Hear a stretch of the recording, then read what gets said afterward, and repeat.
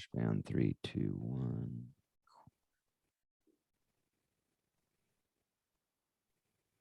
Welcome back to How Soccer Explains Leadership. We are now at the end of another great season, season 5. This is the post-match show, and as usual, I get to finally get my brother Paul Jobson in with me to be able to have this conversation about this great half of the season to finish off another great season. So, Paul, how are you doing, man?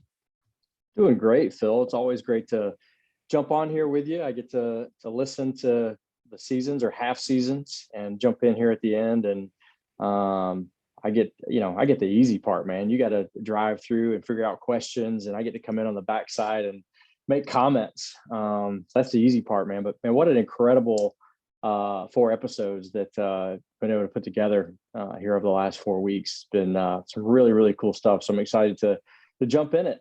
Yeah, absolutely. So, folks, if you have not listened to those episodes, I encourage you to listen to them, whether it's before or after you listen to the rest of this episode. But we had David Ricca who kicked it off. He is a man who's doing some amazing things, and he has an incredible story. I mean, that's kind of the common theme of all these is they're all incredible stories, which we'll talk about in a few minutes.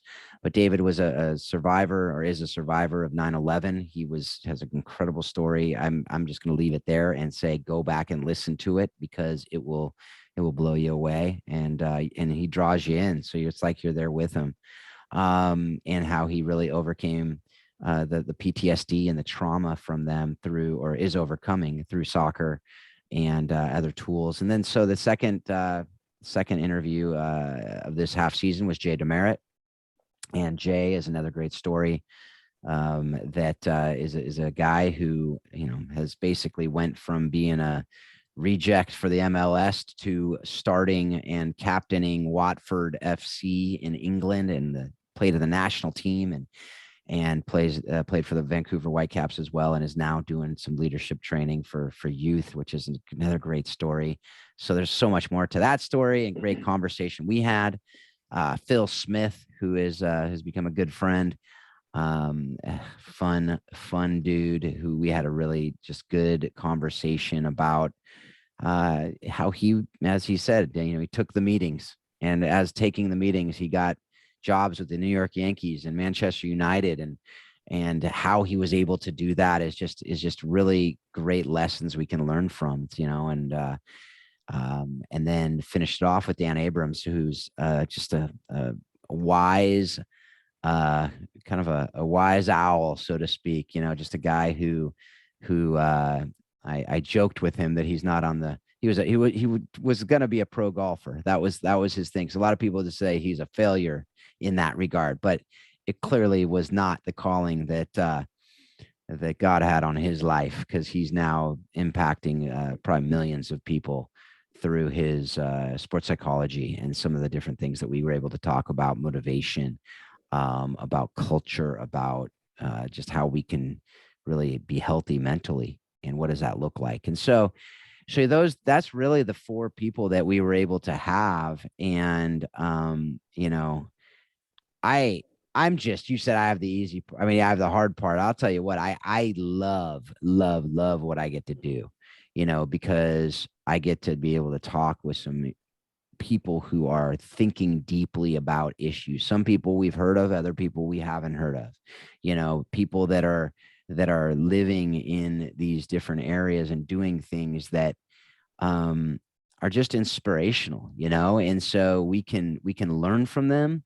We can be inspired by them. We can be challenged by them. And I love being able to get to do that. But before we get into that, I do want to, say, as we're recording this is going to release next week. But as we're recording this, it's been a week since Russia invaded Ukraine. And it's really something that I don't want to just ignore that there's these things going on that are really heavy. And I know it's weighed heavy on me. I have some very good friends in Ukraine who have had to evacuate their homes, and they lived in Kiev, which has just been decimated. and, nuclear power plant. It's on fire right now. And it's just, the country is in shambles, and it's just tragic. And so I just want to remind all of us, please continue praying for the country. Do what you can. If you go to my Facebook page, I actually pinned a post to my profile that gives ways to help. So there's the Phil Dark Facebook page. You can go and check out. There's some different organizations that I unequivocally recommend giving to. If you want to get involved financially, be praying. If there's any, other ways you can get involved, I encourage you to do so, because there are millions of refugees already in Romania and Poland, and likely will be in a lot of other countries. So just, look, as we've talked about, soccer explains the world too, and some of the sanctions that are being levied on Russia are their team is not allowed to play in World Cup at this point, or the World Cup qualifiers. That teams have refused to play them because of this.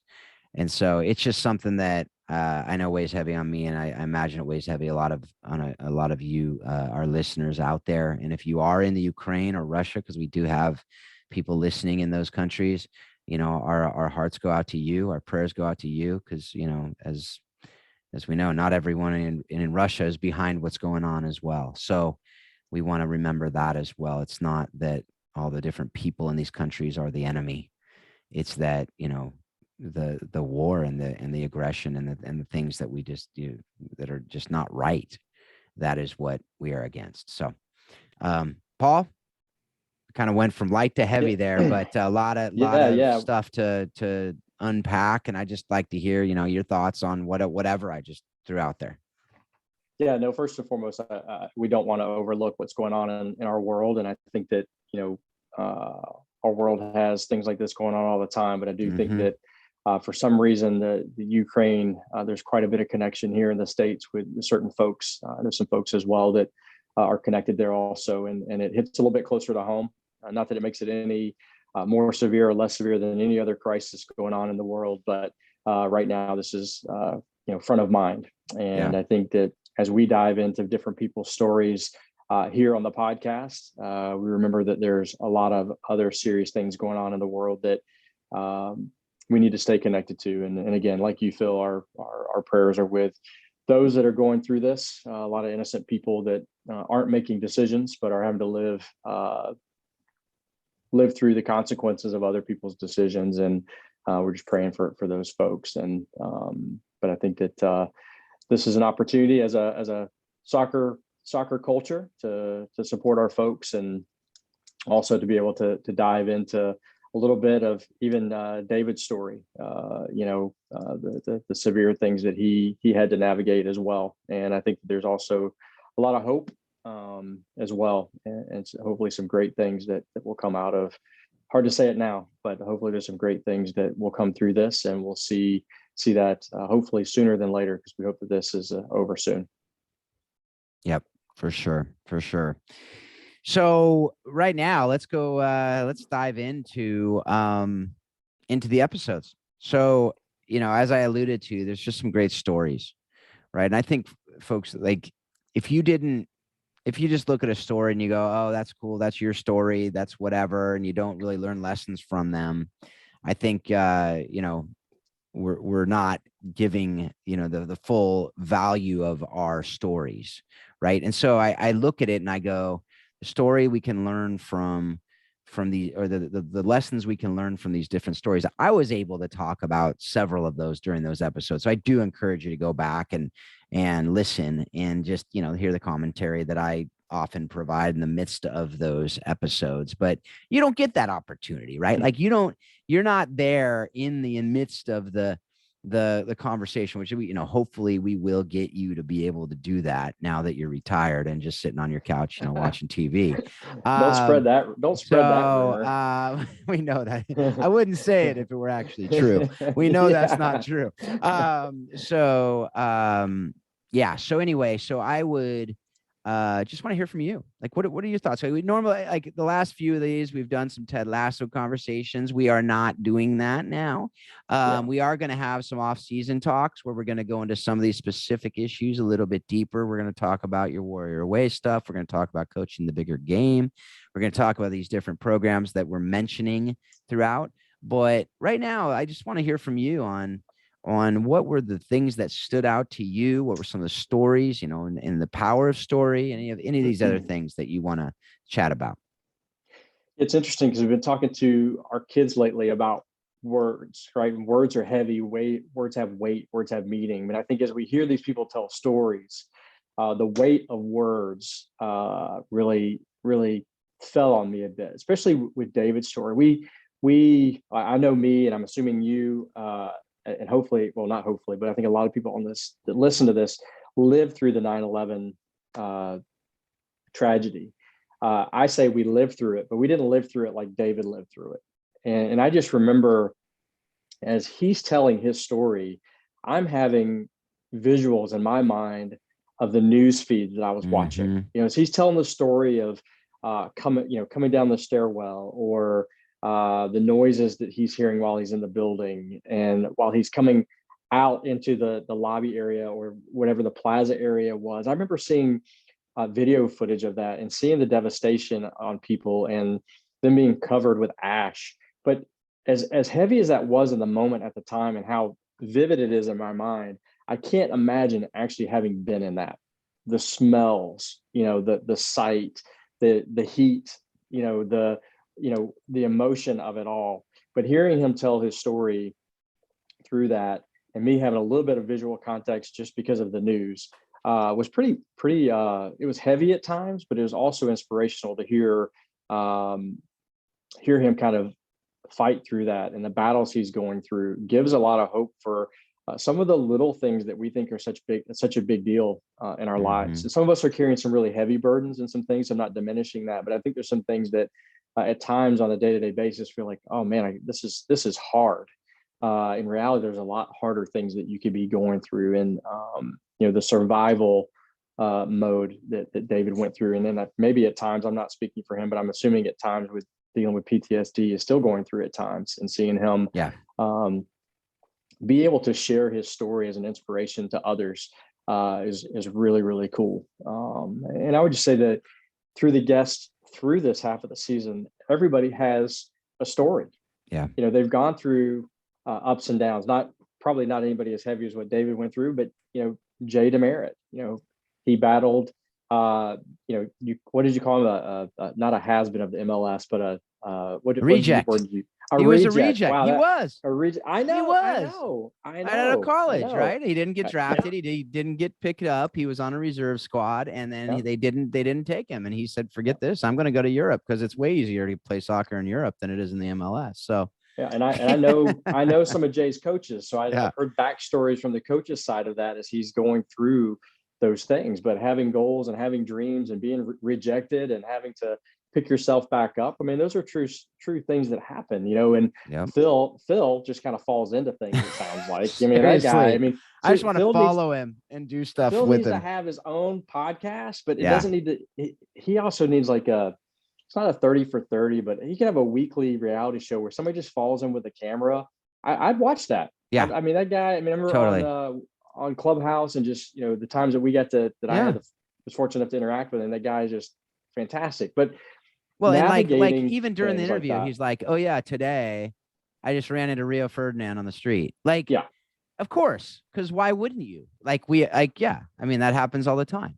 But I ran into a local policeman down the street. He's my local celebrity here in Waco. That's right. So that's right. And then of course, Dan and him, thinking that, when he turned 18, he said, "No, I'm going to be the best golfer in the world." And then coming to the realization that he was up against guys like Tiger Woods. Yeah. Yep. And now looking back with what we know now about Tiger Woods and the time that he came up, he's very smart. He says somewhere in the podcast about how he's not the smartest man, but he's also not daft is one of the words that they use over there. But I'm like, dude, you've got to be one of the smartest people I've ever talked to in my life. So to hear someone as smart as him say that he's not very smart just shows kind of how he's navigated life and how he's humble about what he does. And one of the things that stood out to me with Dan was he's a great person who's making great people greater. Yeah. And what he does, he's taking people who are already driven to do really well and taking them to a whole nother level of greatness because of what he's able to help them reveal about themselves. I don't believe he's really he's telling people things they don't know, but he's revealing things through their own mind of like how to process things and how to come to the other side of things that I think is and the way he goes about doing it is I think incredible. I mean, just listening to him talk. I think that's one of your longer episodes. It is. And I had to fragment it into sections because I don't think I have more than a 20-minute time span during the day to do stuff. But I always I was like, man, I got to get back to that. I want to hear more. More. Well, and that was a cool thing about that interview with him, as you said, like and this is where any coach, right? So coaches out there, I think what you said is really poignant as far as what is our job. Our job is not to, make you do things that you're not created to do or make you do things that aren't within you. We can't do that. What we're due is to bring out the greatness in you, right? Or to expand your horizons, to understand that you have more to offer, right? Or that you are, as he said, part of my job and what I want to do as psychologist is to help to expand your definition of success, right? Because we have this narrow vision of success, which is win-loss column, or how much money I make, or something else, whatever. I got A's in school, right?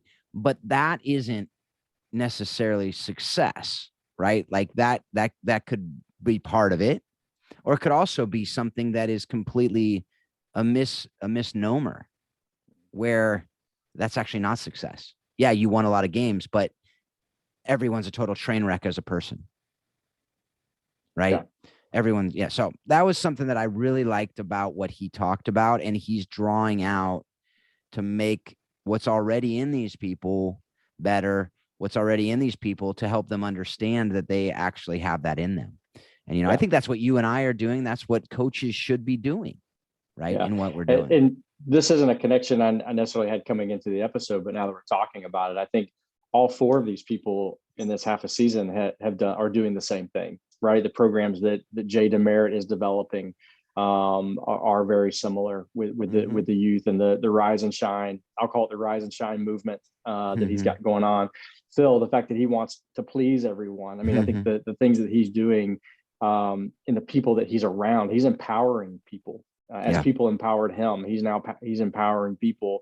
And of course, through David's story, he's empowering people. He's helping people to realize that they can accomplish things maybe that they didn't know that they could accomplish to begin with. So a really powerful 4 episodes. And just watching, the 4 people navigate things. I think this is something I mentioned to you a few minutes ago before we started recording, but and this isn't a new idea, I've heard this before, but anytime we look at success, right, you can look at all 4 of these people and say they're successful, right? That they've gone through something and they've achieved something and they're successful people.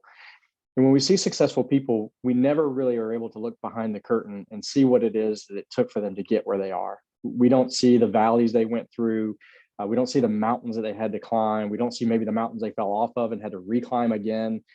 But I think that's what's so cool about these podcasts is that we get an inside look, a really in-depth look at some of the tragedies that people have to get through, some of the challenges they have to fight through to get to what we call success, right? The wins in life, the wins in the game of life. And I think really looking behind the curtain for these folks, even Jay, we talked a little about his story of how he was the reject of the MLS. We're going to say that too much. It's going to show up on SEOs everywhere. But hey, that's fine. What? Draw it on. Okay. Yeah, that's right. But he battled through. But what's cool about Jay is that he's now battling through a whole new thing. Like he's creating this rise and shine movement. He's done the documentary, and now he's got this whole thing he's doing with the kids with EA Sports. Like we see that, I'm like, wow, we got to deal with EA Sports. I'm sure that wasn't, that didn't just happen. Right. It came with probably some heartaches and some hard things. And he's married and has a kid. And I know what that's like. That's never easy too. So just probably the things that he's been through, how that's helped him navigate the next thing that he's navigating. And one of the things that, one of the sayings I really like is that you can't control maybe the hand that you've been dealt. You can't control maybe the circumstances that you're in, but you're absolutely in control of your response to those things. That's right. And I think that's something that all four of these folks have really shown us, is that while they were dealt a certain hand, they were given a certain, they were in a certain situation, they determined how they were going to deal with it. David in 9/11, he absolutely was determined how he was going to respond to that tragedy. Jay, how he was determined and how he was going to respond to not making it in the MLS. Phil, with every opportunity he was given, he had to navigate every one of those opportunities differently to find success. And then of course, Dan, not becoming the pro golfer, but I'm sure continuing to navigate how to grow his brand into what he is now. Though he is determined and decided how he's going to how respond to those different things. So those are the things that really kind of stood out to me over the last 4 weeks. That to me, in my transitional life, really spoke to me. And those are, that's one thing I love about doing this with you, is that selfishly, I always get a lot out of it. I know you do too, but but those are some things that stood out to me this time. Yeah, and I look at it and I go, we joked about it, but it's true. Like, Jay was rejected by the MLS. And then ironically, I don't know if it's ironic, we misuse that term all the time, but however many years later, he ends up captaining an MLS team, right? And becomes where they actually wanted to bring him back to play for them, right? He was probably, I'm assuming they probably sought him out to say, hey, come play for us, right? So, and then he starts presumably right away because he was a national team player and captains the team, so it's like, we could take failure. And so most people, I'd say probably 99.999% of the people out there, when they have that first rejection, they're like, all right, I'm not supposed to do this. I'm going to go. He had an art design degree. I'm just going to go do that. No problem. No, nothing wrong with that. But he said, no, that's not what I think right now. So I'm going to go work my butt off and I'm going to do all these other things. But he does all these other things. And that's the other common thread of all these guys, which is, by the way, true of virtually everybody, is you will do something after soccer or whatever sport, golf for Dan, right? In his mind as a kid, I look at my 10-year-old, as we were probably as 10-year-olds. You have 10-year-old or somewhere around there. I don't know if any of your kids are actually 10, but what do you want to do? I want to be a pro soccer player. I want to be a pro. Well, what's your backup? Pro baseball player. That's my son right now, and that's how I was, right? I was going to be I forget what sport it was at any given moment, but whatever it was, and that's what you see. And so you're like, okay, all in. And then when that doesn't happen for most people, some people see that as true, like total failure, and they don't know what to do for a while. And what I saw with these guys was they were able to say, yeah, some of them got extremely successful in their sport, but there is going to be life after. And what I've seen with these guys that I get really excited about, because I talk to people all the time, is I see that what they're doing after, if we were to ask them, and because even Phil, he was talking about playing for, Kevin Fogg and Sunderland Academy, like that's a big deal, right? And so he, kind of plays it down. He played in college. He went to America to play, so. But I would venture to say every one of them, even Jay, who had an incredibly accomplished career, would say what they're doing now, they would hope to be their legacy.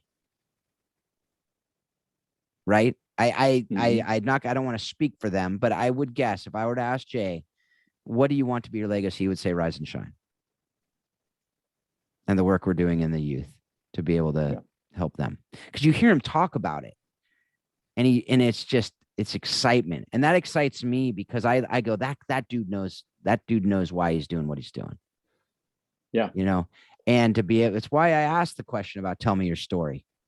This isn't just some, oh, well, Phil can't think of what to ask these people. If you haven't noticed, folks, I could talk to each of these people for hours and hours and hours. And we could have really interesting conversation for that long because they're amazing people and I study them. So I know a lot about them and we could talk because they all have things we could talk for hours. And hopefully I'll get some of them on again. But the story question is something I always want to ask somebody. And some of these stories were longer than others because they're great stories. That's what I loved about this half of the season. It was so story driven.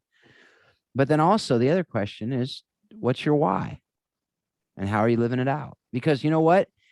Some of them, you see, they hadn't really thought it through at the level. Like it's funny talking to Dan. He's like, I probably should know this better because I ask people this and I tell people they need to do this, And but if they haven't, then I really want to encourage them to think about being able to get it down to that one sentence, to be able to just say, this is why I do what I do, so that you can filter it through that.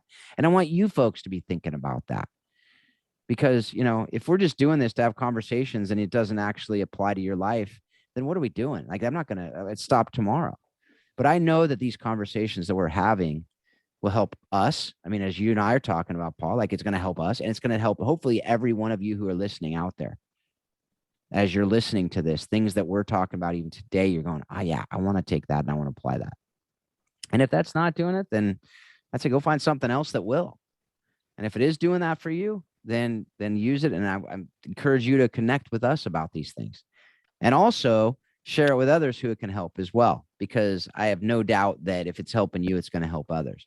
But I want to get back to this conversation. So that was something that really, really stuck out to me too, as what you just talked about there, that each of these people, as we're talking with them, like I love talking to Phil Smith, what he realized of all these amazingly cool stories. And I'm going to ask you what you think. What's the thing he's most proud of?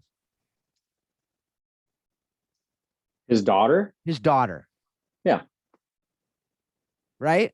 Yeah. Like if you could talk about one thing, he'd talk about his daughter. And that's so powerful. Right? And this is a dude, Manchester United executive. Like how many people would be like, yeah, that's my crown jewel? No, his crown jewel, there's no doubt.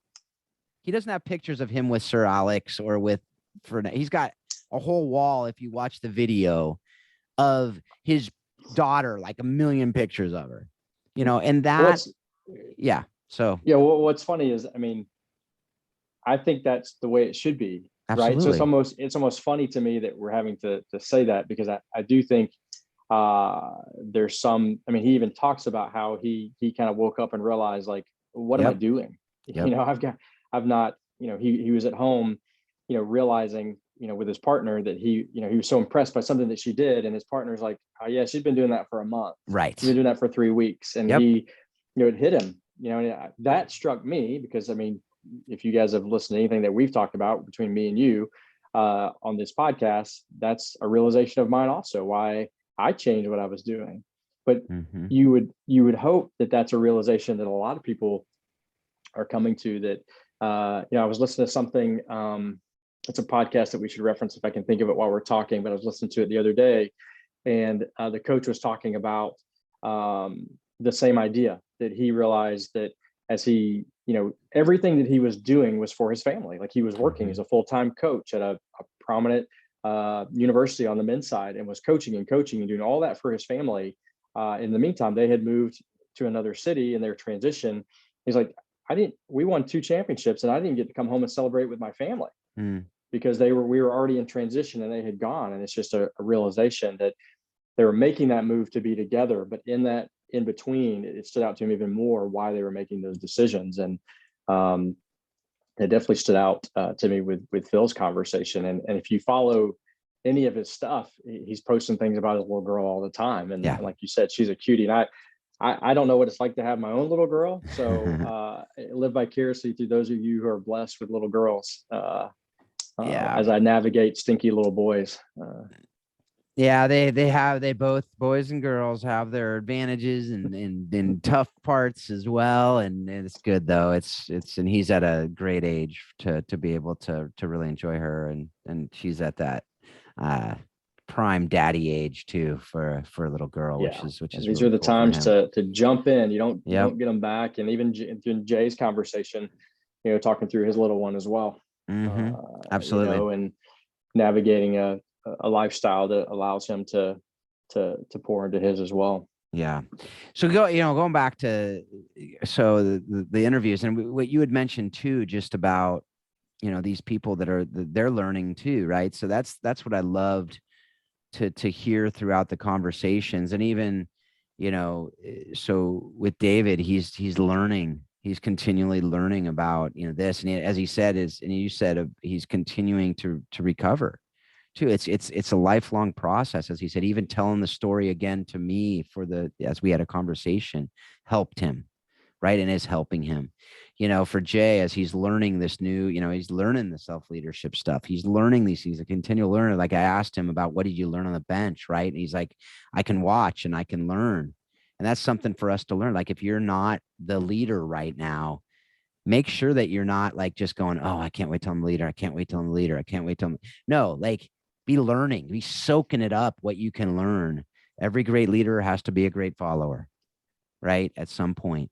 And so that's something you can learn. And then to hear, Phil, as he said, he learned everywhere, as he, they talked about, go get some scars, right? As he said, he's not back in the Manchester United boardroom yet, but he's in a different boardroom and he's learning and he's getting those scars that you can only get from doing stuff and failing and doing stuff. And as we said, I think that was the clip we used, is don't be afraid of failure. Like learn from it. As he said, don't go seek it out, but fail and then get back up and learn from it. Right. And then to hear, it was kind of cool. Like I loved hearing Dan where he's like, I hope I'm not doing self-promotion here. I don't mean to be, but when I asked him, what has he been listening to? And as he talked about his own podcast. And what I loved about it, it wasn't like, oh yeah, my podcast, I talk about, I'm so smart and I do all these things. And no, it wasn't that. And yeah, he is a smart dude. Like, right. I mean, I felt like, he's like, yeah, my job is to demystify these things. And I'm going, bro, you might want to bring it down another level. But, right. But, I think that there is he is demystifying things, but he still is, like I said in the interview, like when was a lawyer, I'd use terms unintentionally a lot of times. And people are like, I saw blank stares. And so I imagine he probably gets some blank stares to him. But so he's a really smart dude. There's no question about that, right? And he has a British accent. We've already talked about that. It makes him smarter for sure. There's no question. And he has the type of British accent that even makes him even smarter, right? So he's got like the right British accent. So and if he's listening to this, his head is swelling as you're talking. Of course it is. And he's laughing. Yeah. He's laughing. Hopefully he's laughing because that was, you saw that if you watch the video, like I do stuff like that to him. I try to do that to our guests too, but Phil, maybe not as much because he kind of preempted it by saying that we weren't friends. So that kind of hurt me at the beginning of our interview. But for folks, we are friends. I'm just going to tell you that right now, whether Phil likes it or not. So, so I know you too, Paul, which is, that's big time. What doesn't get any bigger than that. So, but yeah, so with Dan, what I loved was he said about that was he said, I'm continually learning. He said, I thought I knew a lot about this stuff before I started doing the podcast. And honestly, folks, that's how I feel about this too. Like I'm continually learning. I get to learn with this. But he said, but as I started learning from these people, I realized there's so much I still need to know.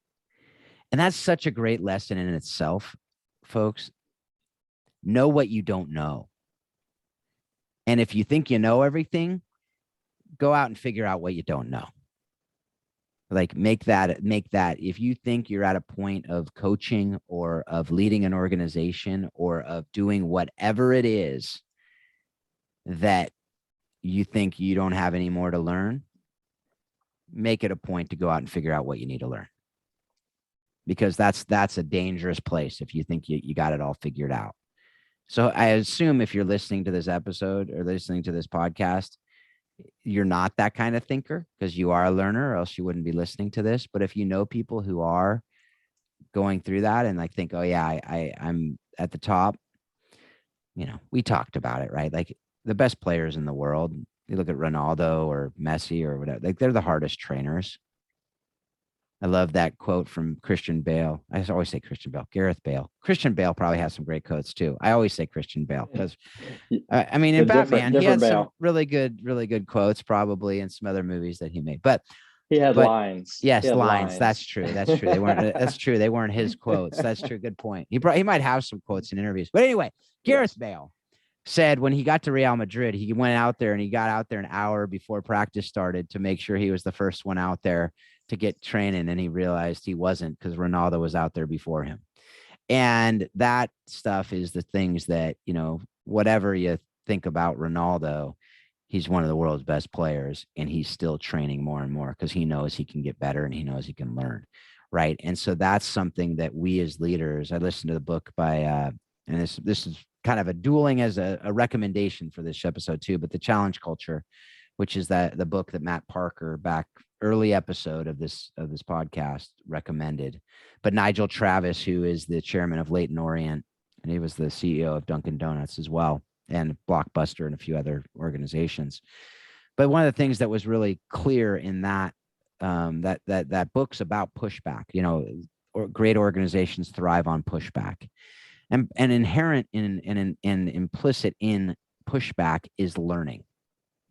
Right? If you're seeking pushback, you're learning through the pushback because you're inviting people in to challenge the status quo. And if you're going to be challenging status quo, presumably part of that will be learning what the new is. Right? So anyway, those are all things that I pulled out of there too. But anyway, any other thoughts from you? No, I just that correlation of, how these conversations meet real life. Some of the things that we're doing through Warrior Way, we're doing some consulting, and I'm talking with a lot of different clubs about some different things, and sitting in a boardroom with some club directors. I think I'd actually listened to the Demerit interview on my way to this meeting, and even through that meeting pulled out some things that, and even referenced the podcast, like, hey, I was just listening to this interview that my friend did with Demerit on how soccer explains leadership, and in how, as a leader, he even talked about, he had his captainship taken away from him for a bit because he was thinking too much about himself and how he could be a great leader instead of thinking about the others and how to lead them. And just trying to reference that and how we teach our kids about our players, about leadership, and being able to take things from the things that we do on this podcast into our everyday life of dealing with people has been pretty cool. But I thought that was another thing that stood out too about his story is about how he had his captainship taken away for a bit, and obviously earned it back. But what a quick learner he was on some of those things. Yeah, absolutely. So, all right, man. Well, any parting thoughts as we wrap up another post-match, another great season? I mean, I just love what we get to do, and I think that it was definitely one of my favorite seasons. I mean, clearly top 5, but no, I'd say this is it really was. I think I think we're getting better. I think we're getting some people that are, everyone we've had on the show has been amazing, but I think we're getting dialed in more and more to some of these conversations and going deeper and really being able to have hopefully helping you folks out there. And as we've always talked about, if you have guests that you think would be great for us, please, if it's you, connect with us. If it's somebody just either connect us with him or her or tell us about him or her, and I'll reach out to them. I did that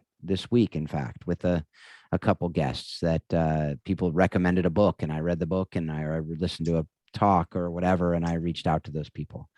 And so I'd encourage you to do that. And if you have any thoughts or questions, please reach out to us. We love hearing from you, and we do get back to you. So please do that. So any other closing thoughts on season 5?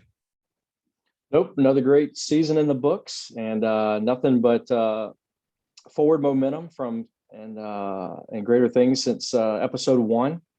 Started really, really low in quality on episode 1 with that guy, and upward and onward from there. It's been great. So, but no, some great stuff. And I think even to your point, like as you're getting some more high profile guests, I want to encourage people to not be pushed away by that, because I think some of our great guests are people that a lot of people have never heard of. That's and exactly hearing the right. stories of just what we consider normal people are some of the best shows. So we learn a lot from each other, whether we're high profile in the world or just high profile in our own home. We all have something to give. So appreciate everything that's going on here, and the feedback that we're getting has been awesome as well, and excited about the next season coming up, bud.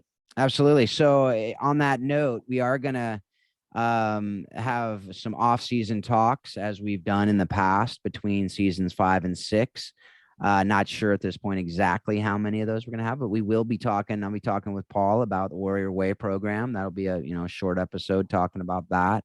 We're going to talk about coaching the bigger game program. If you want any information about either of those, Paul, so you have a new website for Warrior Way, right? Yes, it's warriorwaysoccer.com. Is our new website, and it goes through everything we're doing with the Warrior Way program. We even have a nonprofit wing of that also called Warrior Way Gives, and also there's some stuff in there about the consulting that we're doing, the Warrior Way Consulting. So not new branding, but we've gone all branding through Warrior Way now, and excited about the progress that's had here over the last couple of months. Yeah, definitely. So check that out. And we have coachingthebiggergame.com. If you're interested in that, please reach out. As we've talked about before, we'll do a quick episode on that. One of the off-season talks. I'll also bring on Christian DeVries, who is the other person who I've been working on that program with. And so we'll talk about the different ins and outs of that. But if you're interested in that, which is basically coaching yourself and being able to lead yourself as a coach, and leading the individual and leading your team, that's something that I'm passionate about. No, it's extremely important in your coaching and in the thriving of cultures in your programs. So we got that. And then again, Phil@howsoccerexplainsleadership.com if you want to reach out to me for any reason. So folks, with that, we are going to wrap up another great season 5. And we hope that you're taking all that you're learning from everything that we're talking about, and you're using it to be a better spouse, a better parent, a better leader in your community, a better friend. And you're continually reminding yourself that soccer does explain life and leadership. Thanks a lot. Have a great week.